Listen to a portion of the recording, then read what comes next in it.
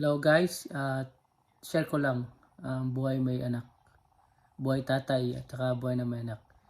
Mahirap ang may anak pag maliit pa, mahirap kasi di nila masabi kung ano nararamdaman nila, na kung ano masakit sa kanila o ano ang nararamdaman nila.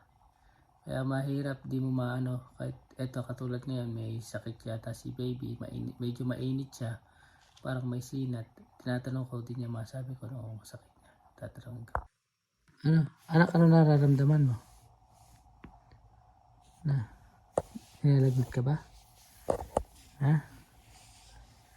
Ayan siya ngayon. Tatanungin ko, nakita niya yung mata niya. Matamlay na matamlay. Mainit siya. Kaya, masarap. Mahirap kasi di niya masabi kung ano nararamdaman, di niya ma-explain kung ano nararamdaman niya. Kaya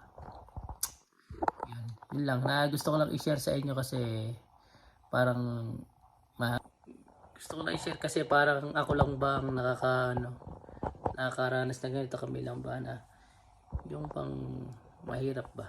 Yun lang. Piniinom na siya ni Mrs. kanina ng gamot ng Tylenol. Kaya medyo lumamig na siya. Pero medyo naging okay na pakiramdam niya. Ayan. Kaya naano lang ako guys, araw sa lagi siya, pagka lagi siya nagkakasakit pa. Nahihirapan. Gano'n. Ayan siya guys ngayon. Medyo naglalaro siya pero matamlay. Nakita niyo naman, hindi ko, ayan siya, matamlay, hindi siya ganun kasigla. Kaya alam mong may sakit siya. Alam mo guys, sa bata pag may sakit ang isang bata, yung matamlay siya, hindi siya makapaglaro ng maayos. Yung bang dati kasi si baby, takbo siya ng takbo, lakad siya ng lakad, na maano siya, masigla siya. Ngayon matamlay siya. Sana maging okay na rin siya.